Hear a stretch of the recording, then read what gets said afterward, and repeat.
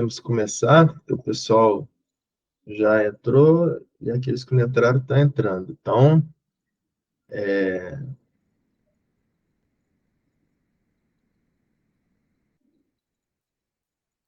está todo mundo com o som desativado, ok? Então, vamos começar. Primeiramente, a Adriana nos sugeriu a mensagem de hoje, da nossa agenda, no dia 13 de junho, né? A mensagem do dia 13 de junho é extraída do livro de André Luiz, do livro Nosso Lar. Está no capítulo 39 do livro Nosso Lar.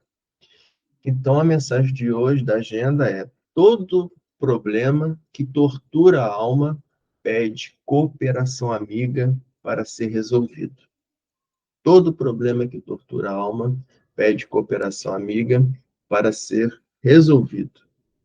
Visto isso, convidamos então a Adriana para poder fazer a leitura do exórdio, o exórdio de hoje, do livro Caminho, Verdade e Vida, psicografia de Chico Xavier, ditado pelo Espírito Emmanuel.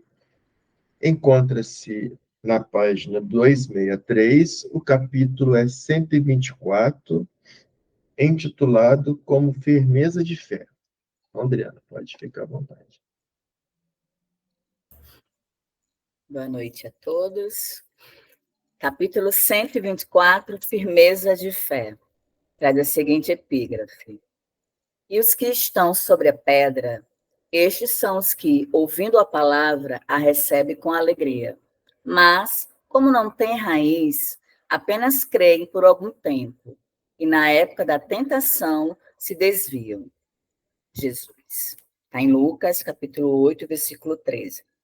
A palavra pedra, entre nós, costuma simbolizar rigidez e impedimento. No entanto, convém não esquecer que Jesus, de vez em quando, a ela recorria para significar a firmeza. Pedro foi chamado pelo Mestre, certa vez, a rocha viva da fé. O Evangelho de Lucas fala-nos daqueles que estão sobre pedra, os quais receberão a palavra com alegria, mas que, por ausência de raiz, caem fatalmente na época das tentações. Não são poucos os que estranham essa promessa de tentações, que, aliás, devem ser consideradas como experiências imprescindíveis. Na organização doméstica, os pais cuidarão excessivamente dos filhos em pequeninos, mas a demasia de ternura é imprópria no tempo em que necessitam demonstrar o esforço de si mesmos.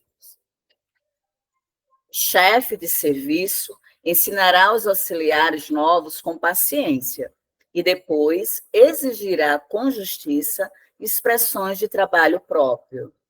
Reconhecemos assim, pelo apontamento de Lucas, que nas experiências religiosas não é aconselhável repousar alguém sobre a firmeza espiritual dos outros. Enquanto o imprevidente descansa em bases estranhas, provavelmente está tranquilo, mas se não possui raízes de segurança em si mesmo, desviar-se-á nas épocas difíceis, com a finalidade de procurar alicerces alheios. Tudo convida o homem ao trabalho de seu aperfeiçoamento e iluminação.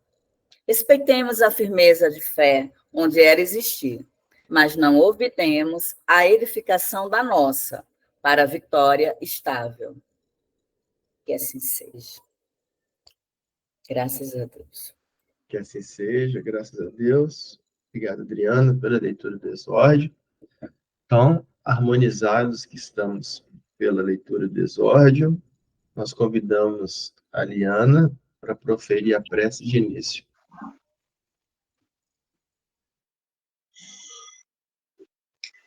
Amado Mestre, irmãos espirituais que se encontram em nossos lares neste momento, agradecemos por mais uma vez estarmos juntos com o objetivo de adquirirmos os conhecimentos para que estejamos com os nossos corações abertos e que estes conhecimentos que nossos corações receberão sirvam para constituir a pedra dita por Jesus dentro de nosso ser.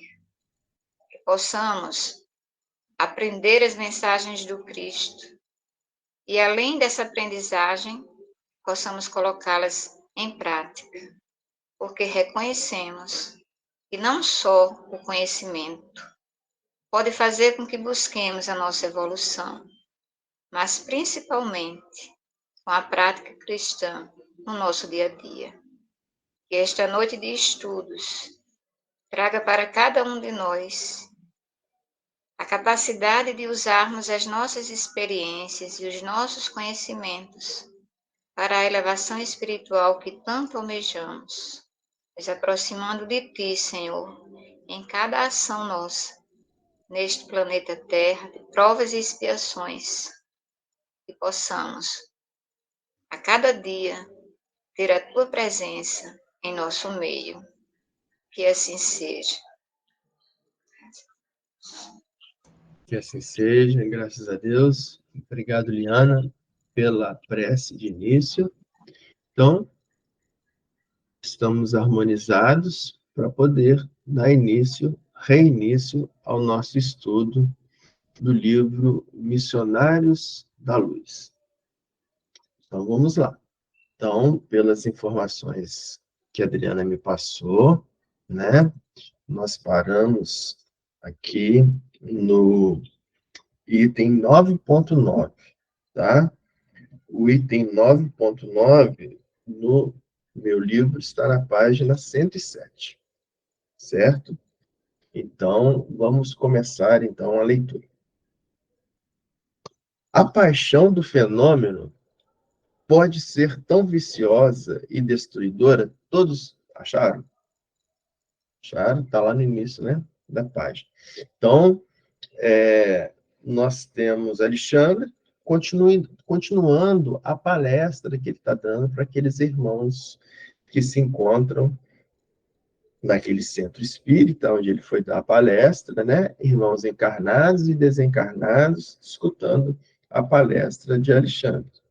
Alexandre, mentor espiritual de André Luiz, em espírito. Os irmãos encarnados que estão assistindo esse espírito estão desdobrados, né? Desdobramento durante o sono. Então, Alexandre continua dizendo, na palestra dele, que a paixão do fenômeno pode ser tão viciosa e destruidora para a alma como a do álcool que embriaga e aniquila os centros da vida física. Então, a paixão do fenômeno, né? Quando nós encaramos a mediunidade como um fenômeno simples, físico, né? Extraordinário.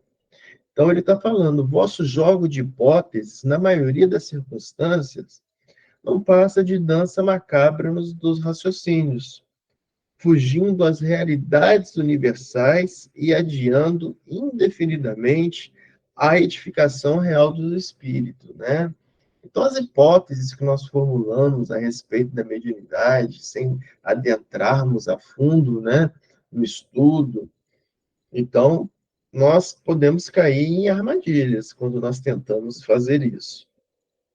E ele continua: concordamos convosco em que a experimentação é necessária, que a pesquisa intelectual é o ponto de partida dos grandes empreendimentos evolutivos, né? Então, aqui a gente compara, e o nosso encontro hoje é norteado sobre isso aqui, que ele vai começar a colocar para a gente, sobre conhecimento, né? Então, assim, a Liana, ela na prece dela, ela rogou muito, né, pela aquisição do conhecimento, né?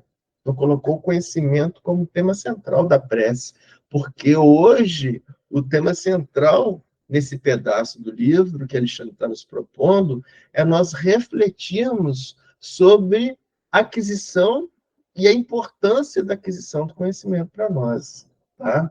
Então, nós vamos hoje tentar conversar um pouquinho a respeito disso.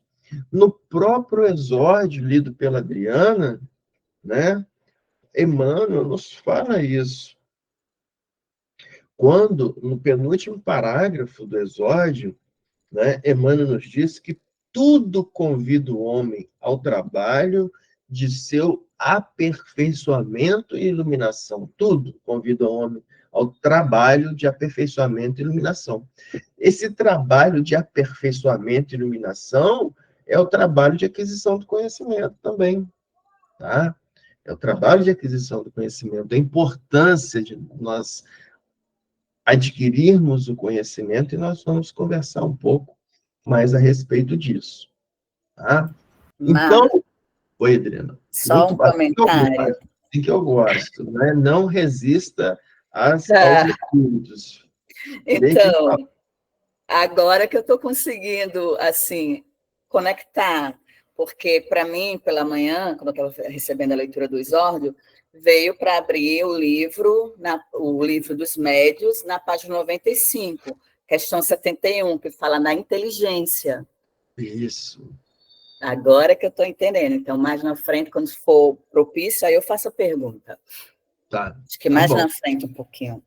Isso. Então, nós vamos conversar né? isso. Conhecimento, inteligência, né? Isso, né?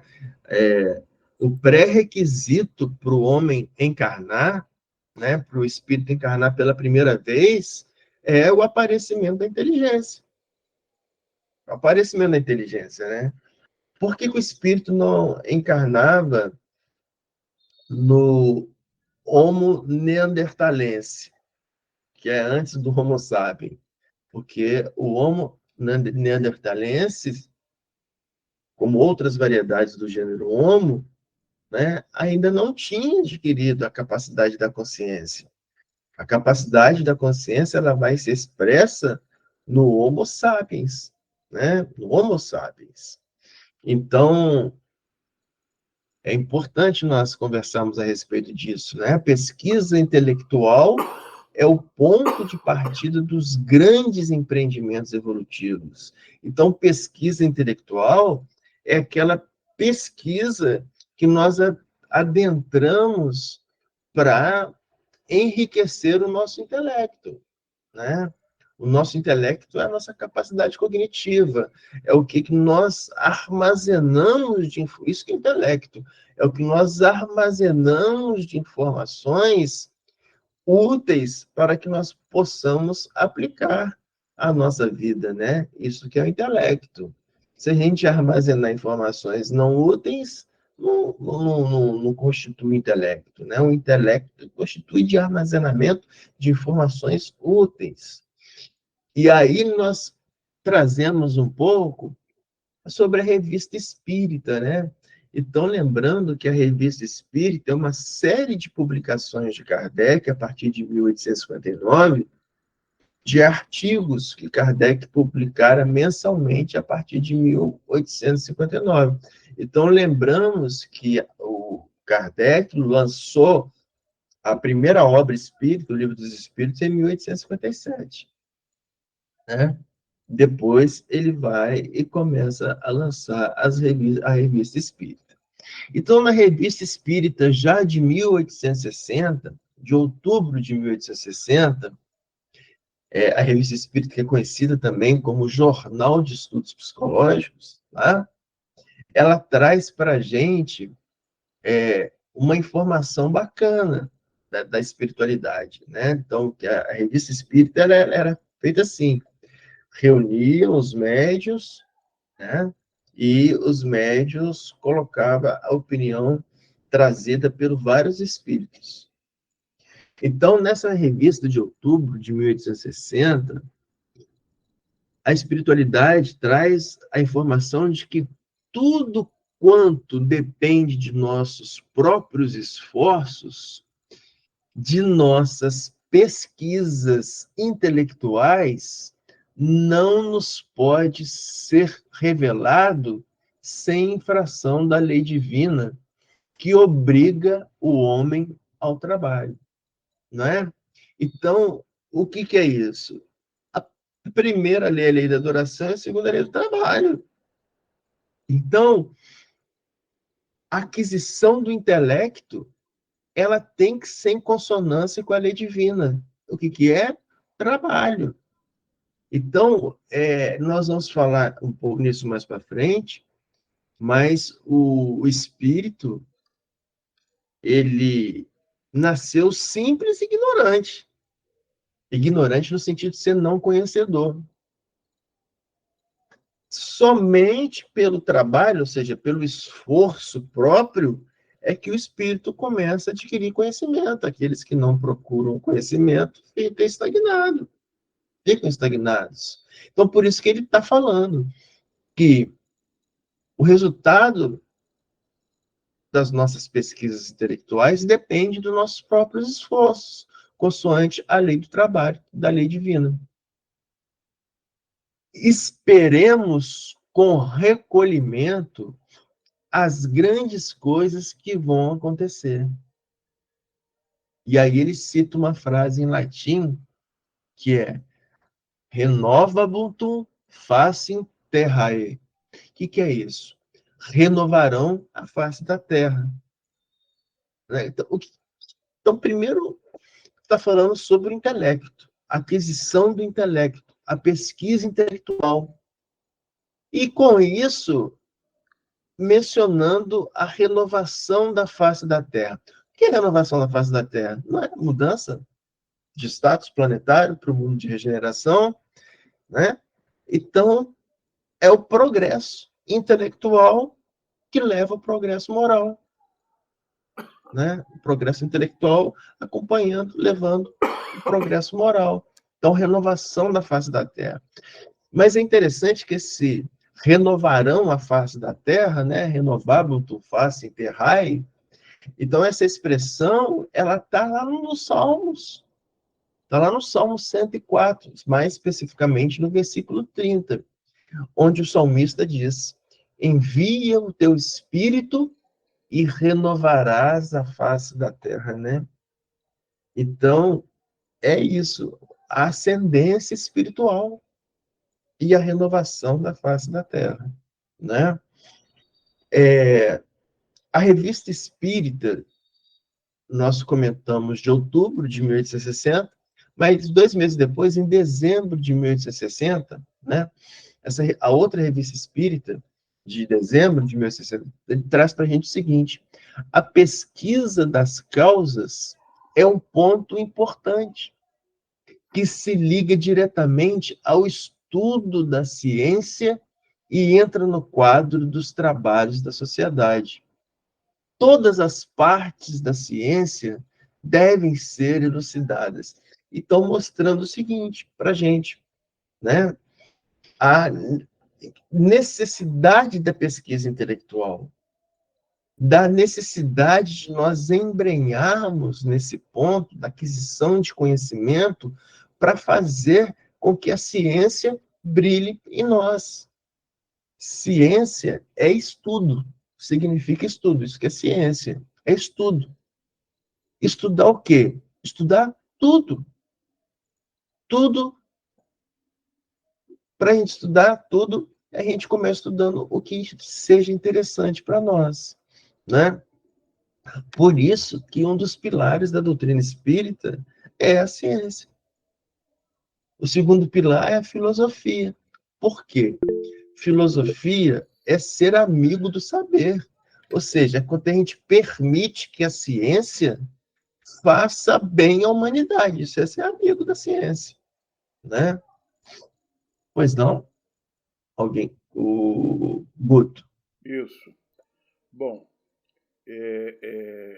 sabemos que o conhecimento é importante, que estudar é importante, sabemos que a ciência vai fazer com que a gente cresça cada vez mais. Mas o mais importante, antes disso tudo acontecer, é nós sairmos da nossa zona de conforto. Porque a gente quer evoluir, mas não quer sair da zona de conforto. Fica difícil. Você tem um conceito que tem que estudar a doutrina, tem que estudar uma série de coisas, Mas estamos sempre nos dando desculpa que não temos tempo, que está difícil, é o corre-corre danado. Quando, na realidade, tá, toda vez que nós procurarmos sair dessa zona de conforto e buscarmos o conhecimento, a própria espiritualidade amiga vai nos auxiliar a encontrar tempo para fazê-lo. Mas o primeiro passo tem que ser dado por nós. Reconhecer que parado não vamos a lado nenhum. Tá? E é só para complementar o que você falou, Marcos. Não, é excelente, Guto, essa sua fala, porque essa sua fala, ela retrata, né, o que a Revista Espírita de outubro de 1060 colocou para a gente, né, falando sobre que a aquisição da ciência é mediante a emprego de uma lei divina, que é a lei do trabalho, né, Guto? A lei do esforço. Então, o Guto falou muito bem, né? É o rompimento da nossa inércia, né? A lei do trabalho é isso. Trabalho é o rompimento da inércia. Tanto é que uma das leis da física nos diz que o corpo tende a permanecer em repouso a menos que uma força haja sobre ele, né? E quando uma força age sobre esse corpo, ele sai da inércia e desenvolve trabalho, né? Que força que é essa? Nós extrapolamos para nós, né? É a força da vontade. É a força da vontade, porque nós colocamos lá aquele pensamento de Einstein, né? Ele descobriu uma força mais poderosa do que as energias que ele conhecia, e essa força é a vontade, né? Então, muito bem colocado para o Guto. E eu sempre convido a todos, né, gente, para que durante a semana a gente pegue um tempinho do dia para poder ler antecipadamente um pedaço do livro onde que a gente parou, e esse pedacinho, pesquisar um pouco sobre esse pedacinho para trazer para a gente pontos para a gente poder conversar, igual a Adriana trouxe, né? A Adriana já comentou com a gente aqui do livro dos médiuns, que fala a parte sobre inteligência. Então, é isso. Então, com essa prática, vira rotina. Se a gente se adestrar, né? Se programar para isso, né? E aí também eu quero trazer, além das duas revistas espíritas de outubro e de dezembro de 1860, o céu e o inferno, né? Ou a justiça divina, segundo o Espiritismo, né? Que é conhecido também o nome do céu e inferno, como a justiça divina. O céu e o inferno é dividido em duas partes. A primeira parte traz informações para a gente, e a segunda parte, informações a respeito dos espíritos. Na primeira parte, no capítulo 10, tem um item que chama Intervenção dos Demônios nas Manifestações Modernas.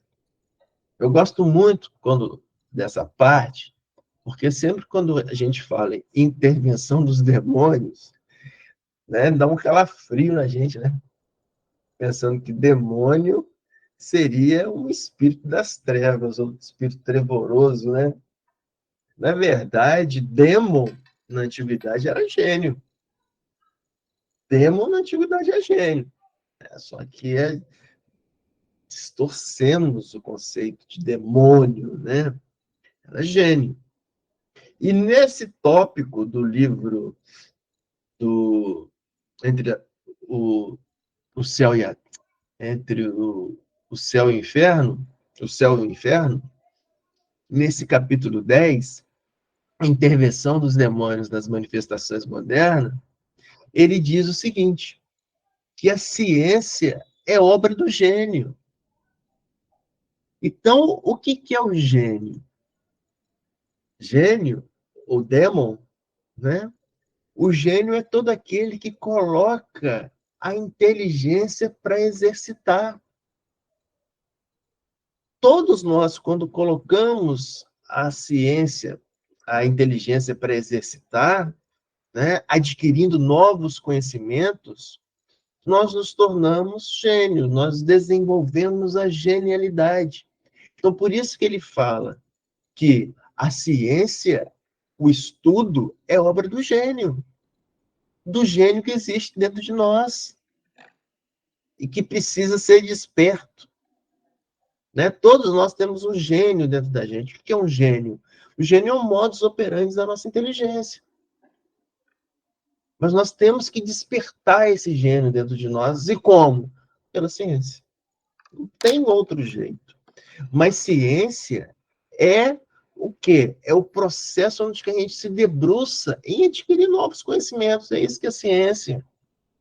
Até a dona de casa fazendo um café, procurando uma metodologia melhor para coar o café, para fazer um café mais bem feito, para oferecer um café melhor. Isso é ciência. Isso é ciência, né?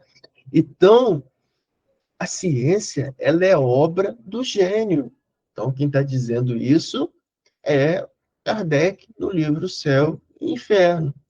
E ele completa: não se deve adquirir senão pelo trabalho, pois é unicamente pelo trabalho que o homem avança em seu caminho.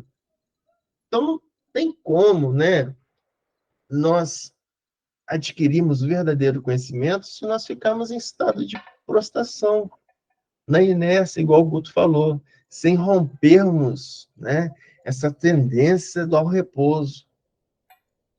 Pelo menos parar para ouvir alguma aula ou escutar algum audiobook, nós devemos fazer.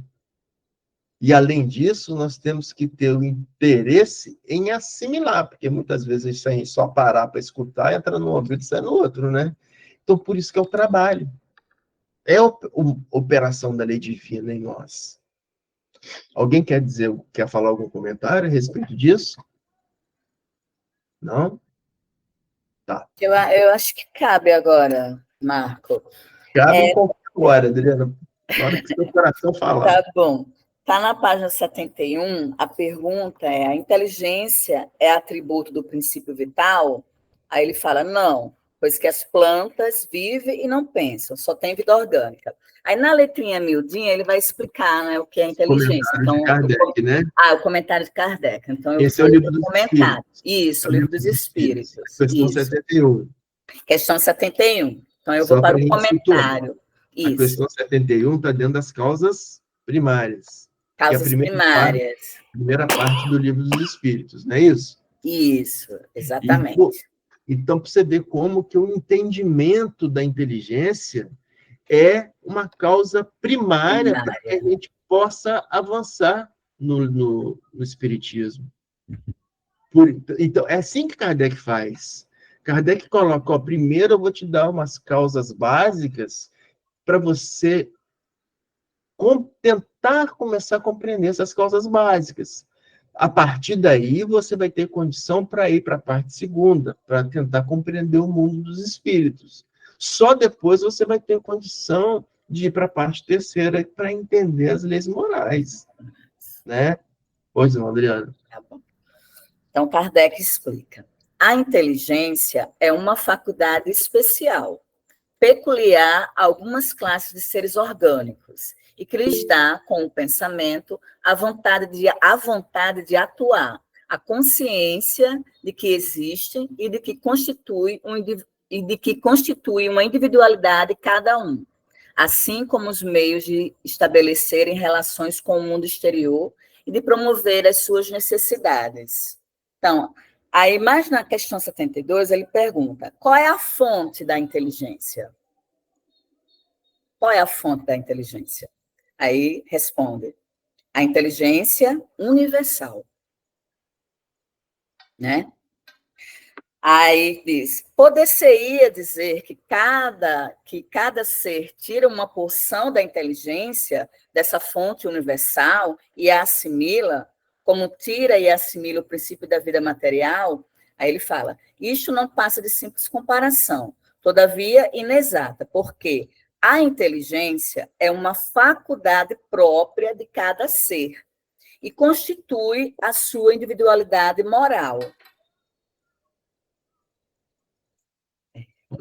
Aí lá na frente ele vai fazer qual é a diferença entre instinto e inteligência. Ele diz que o instinto é uma inteligência rudimentar, porque é uma inteligência sem raciocínio, né? Sem o livre-arbítrio.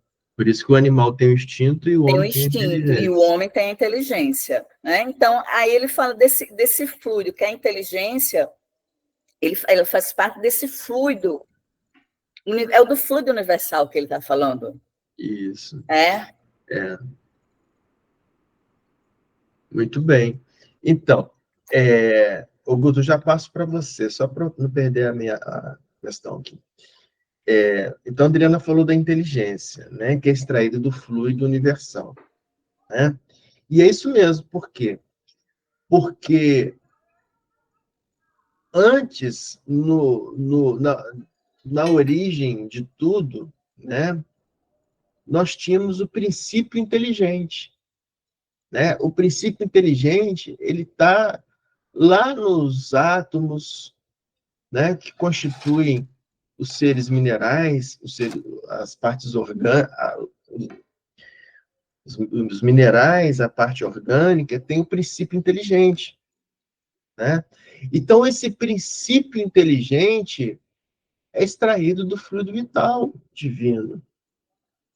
E aí, à medida do processo evolutivo de milhões de anos, os átomos vão se reunindo, formando as moléculas, formando os seres, e esse princípio inteligente, ele vai se formando, vai ficando rudimentar, se manifestando no instinto, que a Adriana falou, e aí ele se evolui de uma certa forma que chega no Homo sapiens e tem aí a possibilidade de exercer inteligência. Consegue compreender isso? O princípio inteligente, que ele vai evoluindo nos seres até formar inteligência? Pois não, Guto? A inteligência tem que ser fundamentada no conhecimento.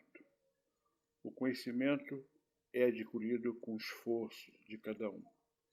Eu tenho certeza que todos nós, antes de começarmos a ler esse livro, tínhamos um conhecimento sobre a mediunidade. Uns mais avançados, outros menos avançados, mas todos nós tínhamos uma ideia da mediunidade. Só que esse capítulo foi fundamental, porque ele nos deu a visão espírita, dos espíritos sobre a mediunidade. Um conhecimento que nós não tínhamos. Nós tínhamos um conhecimento empírico, um conhecimento, uns são mais evoluídos, outros não são, mas não tínhamos a fundamentação do importância dos espíritos afins agindo a favor do médium ou contra, dependendo daquilo que você atrai. Tá? Então, eu acho que todos nós que desejamos nos aprofundar sobre a questão da mediunidade, esse capítulo foi o divisor de águas. Excelente, Guto. Muito bom. Ok. Mais alguma coisa, Adriana? Não? Tá. Não, por enquanto não. Podemos passar para frente se ninguém tiver nenhum comentário a fazer. Tá?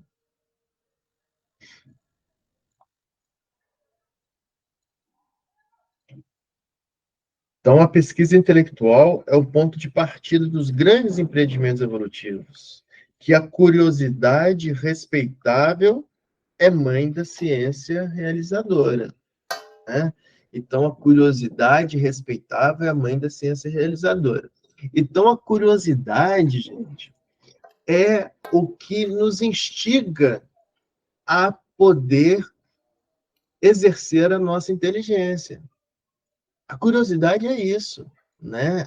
É algo que nos instiga, né? Eu tenho curiosidade em determinado assunto, e aí eu vou correr atrás, estudar um pouquinho, adquirir novos conhecimentos a respeito daquele assunto.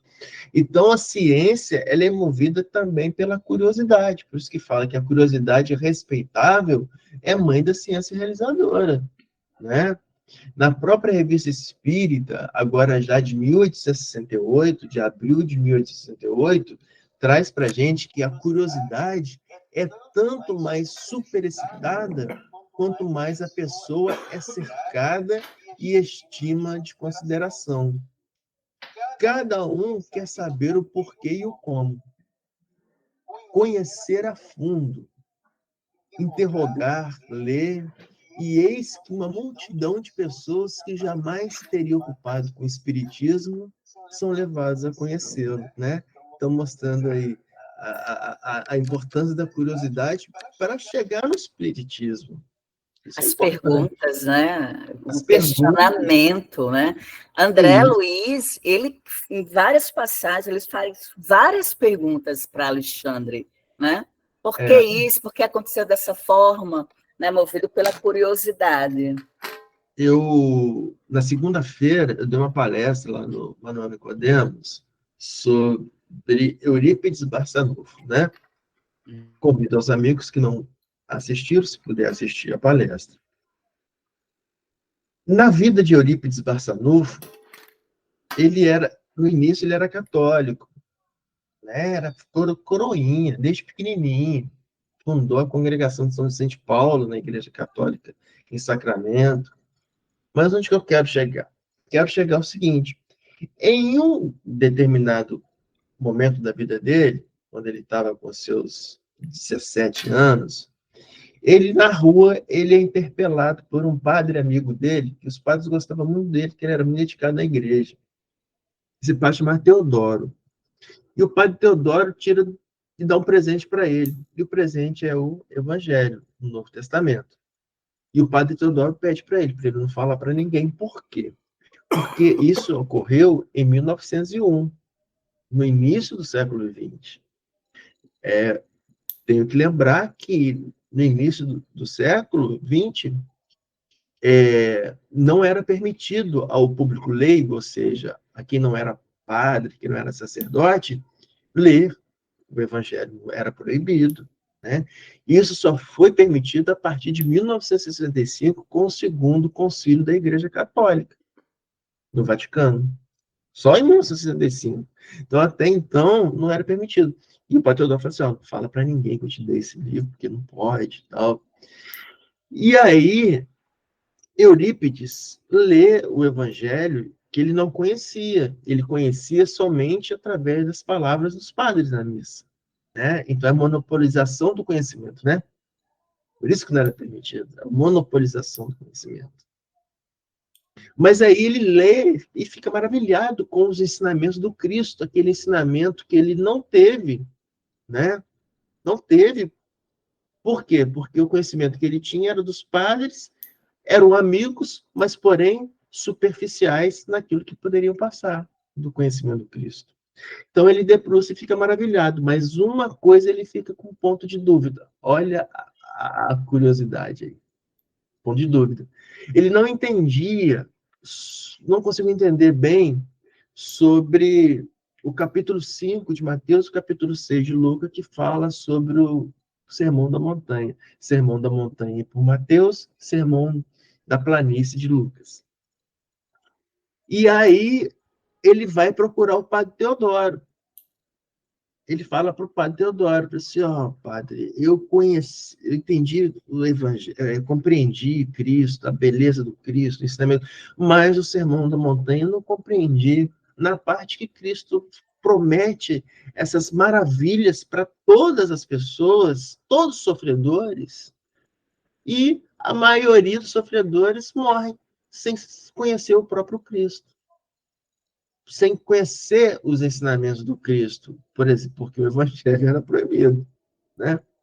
E aí o padre Teodoro fala para ele: meu filho, há vários pontos do ensinamento do Cristo que não nos é permitido entender. Pronto. É o que estava precisando no espírito de Eurípides. A dúvida. Quando ele fala isso, que há vários pontos que não nos é permitido entender, aí que ele queria entender mesmo. Aí que ele ficou com aquela dúvida no pé da orelha: não, eu quero entender. A curiosidade. A curiosidade. E aí, quando chega um tio dele e presenteia com o livro, depois da morte de Leon Denis, no livro espírita, aí ele fica maravilhado, porque aquela curiosidade que ele tinha, que falaram que era proibido o entendimento, nessa doutrina dos espíritas, ela é muito bem-vinda, a curiosidade, né? É a fé raciocinada. Então, exemplificando aí, né, a importância, né, dessa curiosidade, né? A curiosidade respeitável é a mãe da ciência, né? No livro A Gênesis, né, que eu falei, conhecido também como Os Milagres e as Predições segundo o Espiritismo, no capítulo 4 desse livro, é intitulado como O Papel da Ciência. E Kardec nos diz que os primeiros livros sagrados foram, ao mesmo tempo, os primeiros livros de ciência. Os primeiros livros sagrados. Por quê? Nós devemos lembrar que a Bíblia começou a ser escrita há 1.500 anos antes de Cristo. Antes de Cristo, no Antigo Testamento. O Antigo Testamento é uma compilação de vários papiros. Compilação de fragmentos. E aí foram construindo. Desde 1.500 anos de Cristo até o ano de Cristo, porque depois é o Novo Testamento, né? Então, aquilo lá de trás, de 1.500, 1.200, aquilo era o livro de ciências daquela população, as Sagradas Escrituras, né? Então, livro de estudo. Então, por isso que fala Kardec para a gente, né? Que os primeiros livros de ciência foram as Sagradas Escrituras. E aí, né, nessa própria parte da Gênesis, Kardec nos diz que a ciência ela tem por missão o quê? Descobrir as leis da natureza. As leis da natureza é a lei divina. A finalidade da ciência é nós descobrirmos a lei divina. E a lei divina, ela envolve tudo. Ela envolve a matemática, a física, a química, a biologia. Quem não gostou disso tudo até aqui, sinto informar. Mas vai ter que abraçar nas próximas encarnações, continuar estudando. Por quê? Porque o ser integral de Joana de Anjos, né, que é um livro que chama Ser Integral, o homem integral, é aquele homem de conhecimento. Homem tá no sentido do espírito. Tá, gente? Então, não vou nem falar de homens, senão vai ficar muito machismo, né? Falar do espírito integral. O espírito integral é aquele espírito de conhecimento. Porque aí nós vamos compreendendo as leis divinas. E quanto mais nós compreendemos as leis divinas, mais nós nos embrenhamos em Deus. Quanto mais nós compreendemos, buscamos compreender as leis divinas, nós embrenhamos. Por isso que os grandes cientistas, né?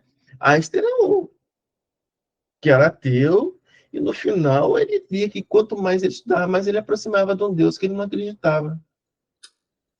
Né? Newton, Isaac Newton, né?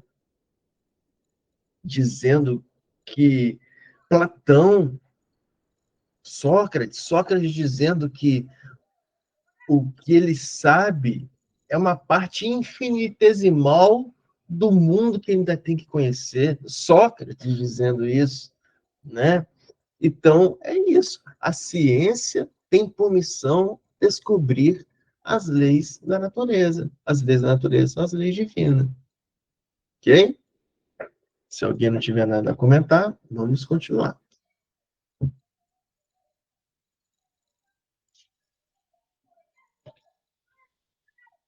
Então, a curiosidade respeitavelmente da ciência realizadora, que todo e qualquer processo de conhecimento exige campo de observação e trabalho. Então, qualquer campo para aquisição de conhecimento. Nós precisamos observar e trabalhar. Observação e trabalho. E isso, somente com isso, né, nós damos progresso ao espírito. Por isso que nós temos no Livro dos Espíritos a questão 115, que fala sobre progressão dos espíritos. Então, já está na parte segunda do Livro dos Espíritos, sobre o mundo espiritual. A questão 115, ela é muito interessante, né? Porque Kardec pergunta, dos espíritos, uns terão sido criados bons e outros maus, né? Porque a gente vê tanta coisa, né? Será que tem espírito ruim, espírito mau? É bom? Foi criado assim? E aí a espiritualidade responde para Kardec. Deus criou todos os espíritos, simples e ignorantes. Questão 115, então essa questão básica. Todos foram criados simples e ignorantes. Isto é, sem saber. Então isso é importante nós entendermos. Sem saber. Todo mundo foi criado zero bala, né? Foi criado formatado, sem nada. E aí foi colocando um pouquinho de conhecimento. A cada um deu uma determinada missão. Cada um tem sua missão na vida. Cada um tem. Qual a finalidade disso? Diz os espíritos. Com o fim de esclarecê-los e de fazer chegar progressivamente à perfeição. Como? Pelo conhecimento. Pela aquisição de conhecimento. Então, quando Liana começou a falar, antes de nós começarmos os estudos sobre, né, a perfeição moral, né, a perfeição é através da aquisição de conhecimento. Está lá no Livro dos Espíritos, questão 115. Andando um pouquinho mais para frente, chegando na parte terceira do Livro dos Espíritos, nas leis morais, a questão 898, dentro das leis morais, a espiritualidade nos diz que nenhum conhecimento é inútil. Por isso que eu falei lá atrás, né?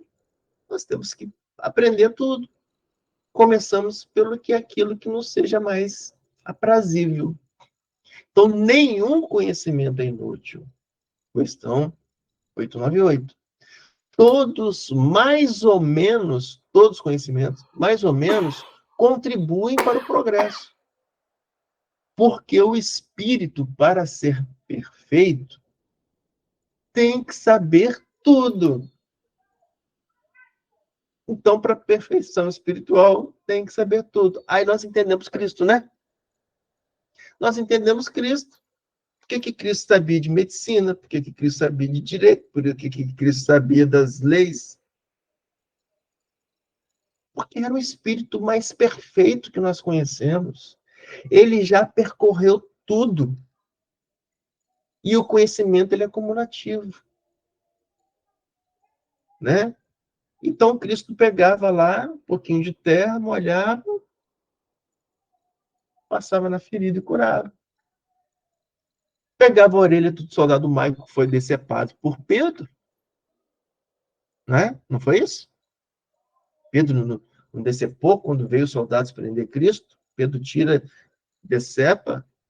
Cristo fala, embainha sua espada, porque aqui com ferro fere, com ferro será ferido. Pega a orelha de Maico que estava no chão e cola. Olha a ciência, olha a medicina do Cristo. Né? Não dá ponto, nada. Ele coloca e pronto, está cicatrizado, está perfeitinho, porque ele é o espírito mais perfeito que nós conhecemos. Né? Então, nos fala o Livro dos Espíritos, na questão 898. Tem que saber tudo. E por quê? Cumprindo que o progresso se efetue em todos os sentidos, né? Então, o progresso se efetua em todos os sentidos. Todas as ideias adquiridas ajudam o desenvolvimento do espírito. Então, o estudo é bem-vindo, gente, em qualquer parte. Qualquer parte. Hoje, eu sou identificado com bioquímica. Então, durante a minha encarnação, me formei bioquímico. Na próxima encarnação, posso ser pedreiro, né? Servente de pedreiro. Eu preciso conhecer aquela arte, né? De juntar as substâncias, construir casas. na minha próxima encarnação, eu posso trabalhar de coletor de lixo. Eu preciso aprender aquela dádiva da reciclagem, da limpeza urbana. Entendeu como é que é a coisa? Então é isso. Todo conhecimento, ele é útil. Todo. Né? Então nós não devemos desprezar nenhuma forma de aquisição do conhecimento. Ok? Então vamos continuar. Marco, Oi. você trouxe a 115. E foi pedido para a gente trazer a 120. Muito bem, 5 Questão questões 120. Vamos lá. Isso. Todos os espíritos passam pela fieira do mal para chegar ao bem? Pela fieira do mal, não. Pela fieira da ignorância. Que é a falta de conhecimento. Não é? Por isso, só uma pausa aí. Por isso que Siddhartha Gautama, o Buda, falava que, na verdade, não existe a luta entre o bem e o mal, mas sim entre o conhecimento e a ignorância. Conhecimento e a ignorância. Né? Aí, na 121, por que alguns espíritos seguiram o caminho do bem e outros do mal? Não tem, aí a resposta, não tem eles o livre-arbítrio? Deus não os criou maus, criou-os simples e ignorantes, isto é, tendo tanta aptidão para o bem quanto para o mal. Os que são maus, assim se tornaram por vontade própria, né? Pelo livre-arbítrio. Né? Pronto. Excelente. Por isso que a espiritualidade nos fala no Livro dos Espíritos, né? Quando Kardec pergunta qual é a finalidade da inteligência, e aí a espiritualidade fala, fazer distinguível o bem do mal. Quanto mais, né, eu desenvolvo a inteligência, mais eu começo a distinguir o bem do mal. É essa a finalidade. Né? Tá, ok. Então, vamos lá.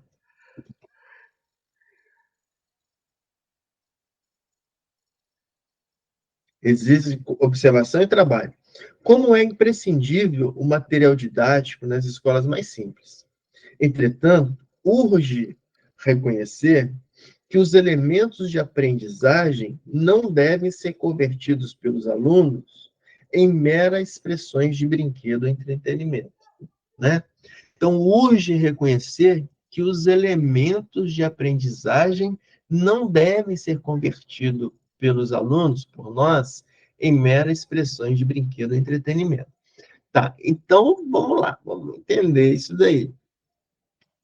Que os elementos de aprendizagem. Então, vamos lá. Quais são os elementos de aprendizagem que nós temos disponíveis hoje? Professoras, né?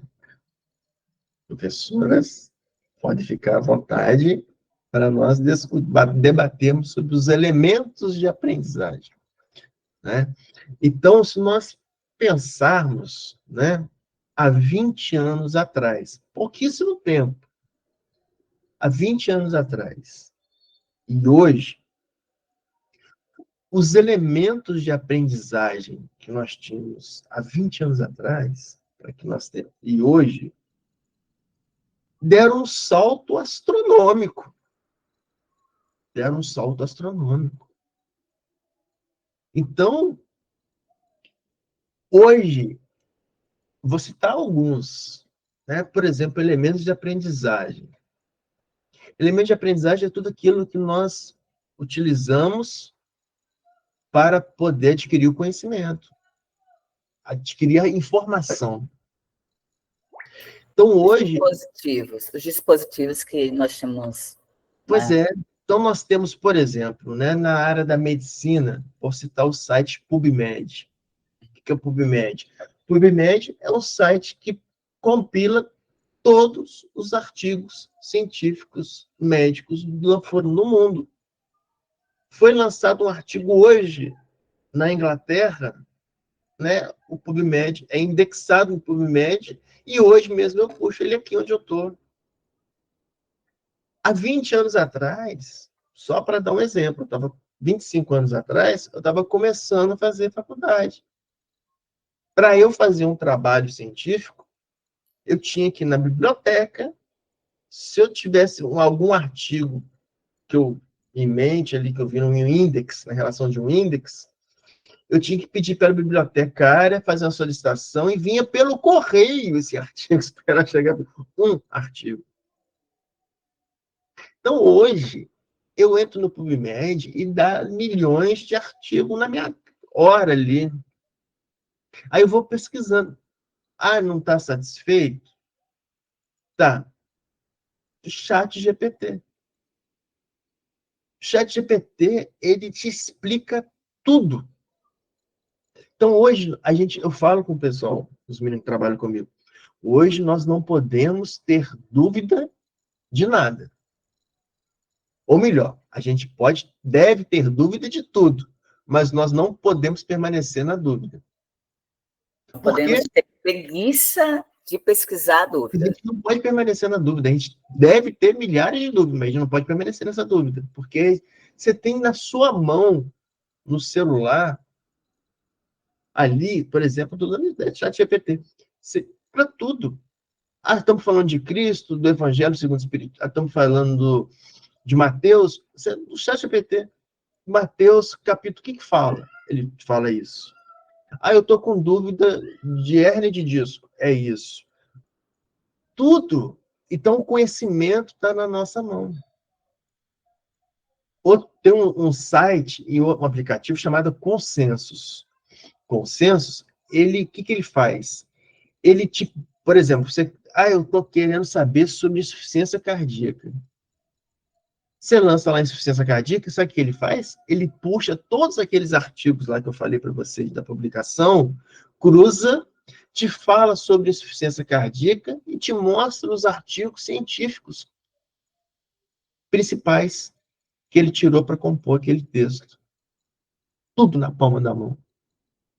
Hoje, nós temos plataformas e comunidades, fóruns online,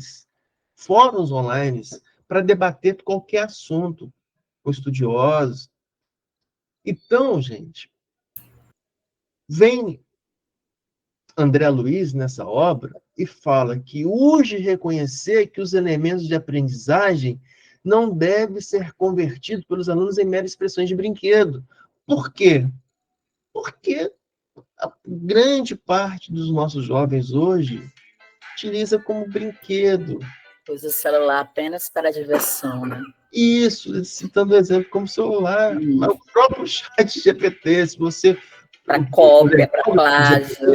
É que você faz a inscrição dele e é só seu, aquela inscrição ali. Se você pegar o celular da pessoa que usa o chat GPT, você vai ver as perguntas que ele faz, o histórico lá. Pega de um jovem lá. Então, coisas supérfluas, né? Então, a informação, a facilidade de informação está para nós. A diferença é o que eu vou fazer com essa facilidade de informação. Eu vou aproveitar para mim? Pois não, Leandro?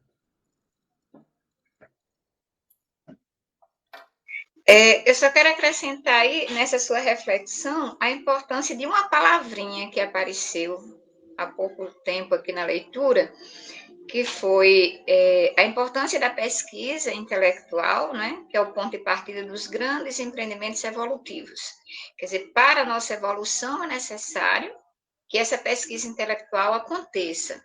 E aí foi dito que a curiosidade respeitável, então essa palavra aí, respeitável, particularizando essa curiosidade, exatamente, não utilizar como brinquedo, né? Como está sendo o entretenimento, a curiosidade é positiva, ela que nos instiga, mas precisamos ver que não é toda a curiosidade que temos que vai nos levar a essa evolução, mas a curiosidade respeitável. Achei interessante isso. Muito bem colocado, Leandro. Vê que vai complementando, né? Tudo vai se complementando no estudo do livro, né? Muito legal. Então, estão lançando isso aí para a gente, né? A gente está debatendo sobre conhecimento, sobre pesquisa intelectual, sobre curiosidade, sobre ciência, os elementos de aprendizagem que nós temos, que nós devemos utilizar, né? Nós devemos utilizar esses elementos de aprendizagem e não nos tornarmos omissos. Oi. Podemos dar o exemplo do MIT, né? O primeiro estudo foi feito com o quê? Presencial, não foi isso? Eu não fazia parte desse primeiro estudo. Com a pandemia, você falou de 20 anos atrás, vamos trazer a pandemia, 2020 para cá, o boom que deu a tecnologia a partir da pandemia. Essa aula aqui que nós estamos tendo era chamada educação EAD, né? Educação à distância, mas não era nesse formato. O professor colocava os slides, você ia lá e estudava, depois abria um fórum para você fazer alguma pergunta. Então, quando veio a pandemia, os professores tiveram que se adaptar a esse novo formato. Então, foi que surgiu o Classroom, né? Surgiu o Google Meet. Então, veio para ficar. Então, a gente está aqui estudando um grupo, várias pessoas receberam o convite, eu convidei várias pessoas.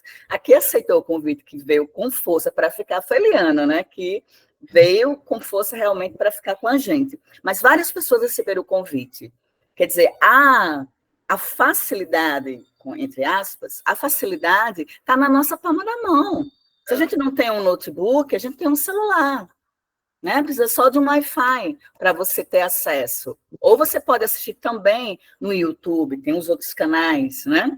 Então, essa tecnologia, ela veio para realmente nos impulsionar no nosso conhecimento. Agora, a gente tem que querer, né? A gente tem que querer. Porque se a gente não quiser, não adianta. É como Paulo Freire sempre falava, o conhecimento, não existe transmissão do conhecimento. Aí a nossa professora dizia, o que se transmite é gripe.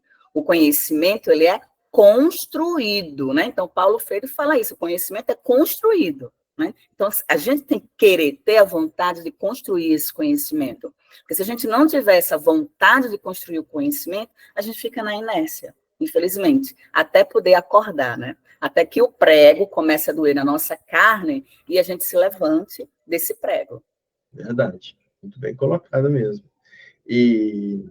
né, a facilidade que nós temos, né, de nós estarmos no conforto da nossa casa, né, fazendo um estudo da doutrina espírita e pegando, aproveitando, né, e energizando a nossa própria casa com os irmãos espirituais, né, através do que um elemento de aprendizagem atual, que a Adriana mesmo falou, o Meet, né? Mas a gente poderia o quê? Não utilizar, né? Não utilizar e ficar alheio, né? Então, só ver quantas pessoas tem no nosso grupo do WhatsApp, né?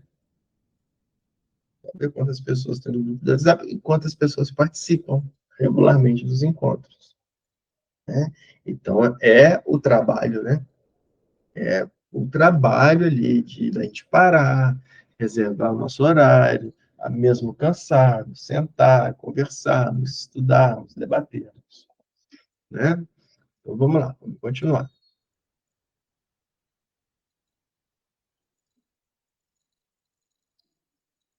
Além disso, ainda que os aprendizes se esclareçam relativamente às lições, é forçoso observar que a informação não é tudo, porquanto o esclarecimento educativo é apenas parte do aprendizado, né?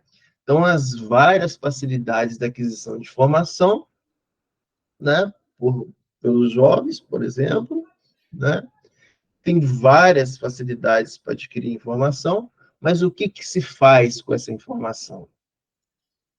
Como que ele monta o conhecimento, conforme a Adriana disse, né? Como que faz a estratificação, edificação do conhecimento? Ok. Então, vamos lá. Que dizer dos discípulos que estudam sempre, sem jamais aprenderem no terreno das aplicações legítimas? Que dizer dos companheiros portadores de luzes verbais para os outros, que nunca se iluminam a si mesmo, né? Então, por isso que ele está falando que a aquisição do conhecimento é apenas uma parte do processo. Mas o que você vai fazer com esse conhecimento adquirido? Por isso que fala que a inteligência é a capacidade de fazer escolha com aquelas informações que você adquiriu. Então, é a capacidade de você tomar as decisões. Então, o que dizer dos companheiros portadores de luzes verbais para os outros que nunca se iluminam a si mesmo, né? Se a gente adquire, e aí, né, vou dando spoiler da minha palestra lá, né? O pessoal não assistir, é para todos assistirem, tá? Mas tem uma parte lá que está escrito no livro A Vida Escreve, no capítulo 27 desse livro A Vida Escreve, que é um livro de Chico Xavier, psicografia de Chico, ditada pelo espírito Hilário Silva. Então, nesse capítulo 27 é chamado da visão de Eurípides. Então, mostra que quando Eurípides adquire a possibilidade de conhecer a doutrina espírita, ele fica tão maravilhado que quando ele chega em casa, o espírito dele se desprende do corpo, ele desdobra. Ele não entende aquilo, o espírito dele se elevando, se elevando, se elevando, e ele querendo parar e trazer o espírito de volta, mas o espírito só subindo, e ele estava se sentindo como se ele estivesse sendo carregado por mãos invisíveis. E realmente estava, né? Estava sendo levado por seres angelicais a regiões celestes. E aí chega num certo momento dessa subida, ele vê um ponto de luz, e esse ponto de luz vai se materializando na forma de homem. E ele chega mais perto, é o divino amigo, né, o Cristo. E ele chega cabisbaixo, perto do Cristo, com a cabeça baixa, aquele ser iluminado, maravilhoso, mas ele percebe que Cristo está chorando. Existem lágrimas no rosto, na face de Cristo. E aí Eurípides levanta a cabeça e pergunta para o Cristo: Cristo, por que choras? Choras pelos descrentes do mundo, né? E Cristo responde para Eurípides: não, meu filho. Os descrentes do mundo não necessitam das nossas lágrimas, necessitam do nosso amor. Eu choro por aqueles que tiveram a condição de conhecer o Evangelho, mas não praticam, né? Então, isso significa conhecimento. O que você está fazendo com o conhecimento adquirido? O que nós estamos fazendo com o conhecimento adquirido? Por isso que nessa parte, André Luiz nos traz para a gente, através de Alexandre. Que dizer dos companheiros portadores de luzes verbais para os outros que nunca se iluminam a si mesmo? Se você conheceu o Evangelho e não permite que o Evangelho te ilumine, né? A finalidade do Evangelho é isso, é te iluminar através das boas obras que você faz para o próximo. Pois não? Pois não, Leandro? Está sem som, Leandro? É um acréscimo a essa reflexão que nós estamos fazendo. Quando é colocado aí que o esclarecimento educativo é apenas parte do aprendizado, né? Porque é um processo. E aí vem, que dizer dos discípulos que estudam sempre sem jamais aprenderem no terreno das aplicações legítimas? Aí eu quero trazer aqui a importância da vinda do Cristo à Terra. Mesmo que ele tenha trazido a palavra, né, nós temos as lições do Cristo através das palavras dele, mas foi exatamente o exemplo, a maior lição, a aplicação do conhecimento, dos sentimentos, né, em relação à vida na Terra, para nos nortear, para atingirmos essa evolução tão buscada. Então, achei incrível isso aqui como exemplo. O próprio Cristo vindo... O Cristo, ele trouxe uma aula prática, né? A aplicação legítima, exatamente, é a prática cristã, que é mais importante para nós, sem desprezarmos o conhecimento, mas o conhecimento colocado em prática de acordo com o norteamento que Cristo nos trouxe, né? Uhum. Por isso que na escola, né, nós fazemos as aulas teóricas primeiro, para depois fazer a aula prática, né? Normalmente é assim, você faz a aula teórica e depois vai para a prática, para fazer a parte prática de laboratório, né? Então, Cristo elaborou a chegada das antigas escrituras, né?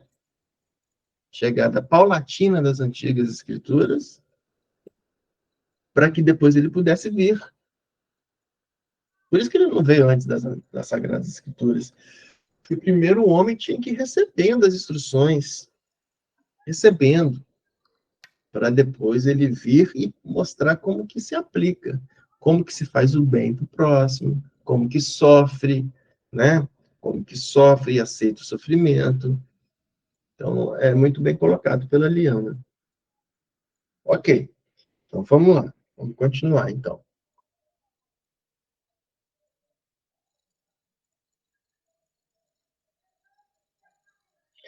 Então, o que dizer dos companheiros portadores de luzes verbais para os outros que nunca se iluminam a si mesmo? Catalogar valores não significa vivê-los. Eu posso estudar como que é o conceito de honestidade, como que é o conceito de mansuetude, né? Mas não aplicá-los, não vivê-los. Ensinar o caminho a viajores não demonstra conhecimento direto e pessoal da jornada. Há excelentes estatísticos que nunca visitaram as fontes originais dos recursos informativos. E eminentes geógrafos que raramente saem do lar. O cara fala de geografia, ele fala da África sem ter ido na África, né? Referimos-nos a semelhantes imagens para fazer-vos sentir que, se é possível manter atitudes dessa ordem no campo limitado da curta existência na crosta, não se pode fazer o mesmo no reino infinito da vida espiritual, em cujos círculos viveis desde agora, apesar da vossa condição de criaturas ligadas aos veículos inferiores. Mediunidade não é disposição da carne transitória, e sim expressão do espírito imortal, né? Então, mediunidade não é disposição da carne transitória, e sim expressão do espírito imortal. Lembrando, né, que nós encaramos a mediunidade com essa capacidade que nós temos de nos conectarmos com a espiritualidade. Isso que é a mediunidade. É a capacidade que nós temos de nos conectar com a espiritualidade. Então, isso não é da carne que é transitória, isso é do espírito. Do espírito. Então, nós estamos ligados de espírito a espírito, independentemente da carne. Na Revista Espírita, de março de 1869, então nós vimos de outubro e dezembro de 1860, depois vimos de abril de 1868, agora março de 1869. A espiritualidade nos traz, sob suas formas variadas ao infinito, a mediunidade abarca a humanidade inteira, ou seja, todos são médiuns. A mediunidade abarca a humanidade inteira, como um feixe ao qual ninguém poderá escapar. Cada um, estando em contato diário, saiba ou não, queira ou se revolte, com inteligências livres, não há um homem que possa dizer: não fui, não sou ou não serei médium. Sob a forma intuitiva, modo de comunicação ao qual vulgarmente se deu o nome de voz da consciência, cada um está em relação com várias influências espirituais, que aconselham num ou no outro sentido, e muitas vezes, simultaneamente, o bem puro absoluto. Acomodações com o interesse, o mal em toda sua nudez. O homem evoca essas vozes, elas respondem ao seu apelo. E ele escolhe, mas escolhe entre essas diversas inspirações e o seu próprio sentimento. E é interessante, né? Tá falando que mediunidade de todos, e todos nós recebemos comunicações, por exemplo, através da intuição, e que nós devemos escolher. E nós citamos, né, que a inteligência é a capacidade de fazer escolha. Então, quanto mais informações nós adquirimos, quanto mais estudo, melhor nós fazemos as escolhas da nossa vida através das intuições que se nos chegam, né? Alguém quer fazer algum comentário? Marco, não sei se você quer ler, que você lê tão bonito. No livro Pão Nosso, pega aí, o livro Pão Nosso, de Franciscano Xavier, pelo Espírito Emmanuel, o capítulo 40, Em Preparação. Eu acho que diz muito do que a gente estudou hoje. Pode ler para nós, pessoal, Aí voz é é. linda. Então, vamos lá. Faz a seguinte epígrafe. Diz o Senhor: porei as minhas leis no seu entendimento, e em seu coração as escreverei. E eu lhes serei por Deus, e eles me serão por povo. Paulo. Está em Hebreus, capítulo 8, versículo 10. Traduziremos o Evangelho em todas as línguas, em todas as culturas, exaltando-lhes a grandeza, destacando-lhe a sublimidade, semeando-lhe a poesia, comentando-lhe a verdade, interpretando-lhe as lições, impondo-nos ao raciocínio, aprimorando o coração e reformando a inteligência, renovando leis, aperfeiçoando costumes e aclarando caminhos. Mas virá o momento em que a boa nova deve ser impressa em nós mesmos, nos refolhos da mente, nos recessos do peito, através das palavras e das ações, dos princípios e ideais, das aspirações e das esperanças, dos gestos e pensamentos. Porque, em verdade, se o céu nos permite espalhar-lhe a divina mensagem no mundo, um dia exigirá nos convertamos em traduções vivas do Evangelho na Terra. Maravilhoso, né? Maravilhoso essa entrevista. Muito obrigado, Adriana, por trazer para a gente, né? Então, eu acho que com esse texto da Adriana maravilhoso, acho que nós podemos encerrar o nosso estudo de hoje e nos preparar para a prece final. E eu deixo aberto algum voluntário para a prece. Não? Não? Márcio, você pode fazer a prece, Márcio? Márcio, não? Ok. Ok, Márcio.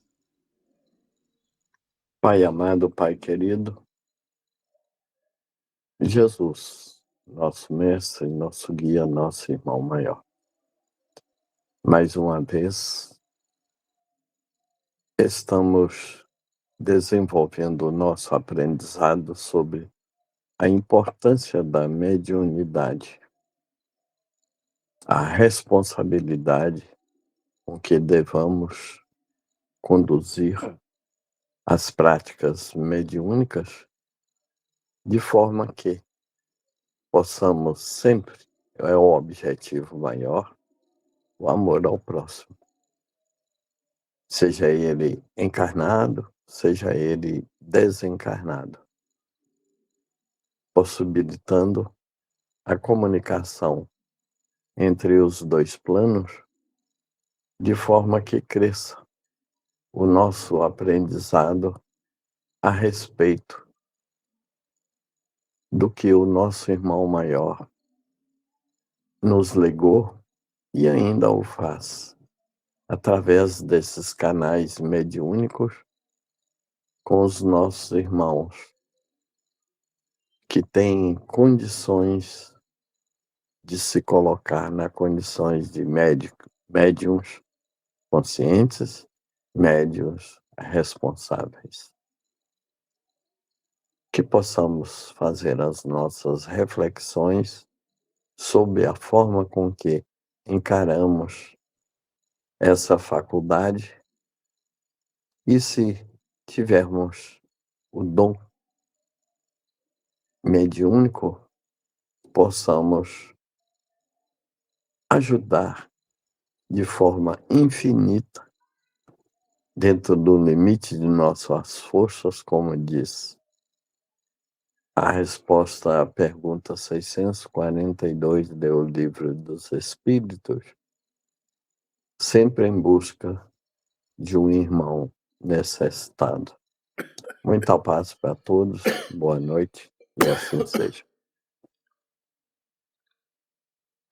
Obrigado, Márcio, pela belíssima prece de finalização. Obrigado a todos pela presença. Mais uma vez agradecendo a Adriana e a Eliana pela condução do estudo anterior. Então, e pela participação, né, de todos aqui. Possamos tornar os nossos encontros sempre mais participativos, porque essa dinâmica é a maravilha do nosso encontro. Então, uma boa noite para todos. Até a próxima Boa quarta-feira. noite. Até quarta-feira.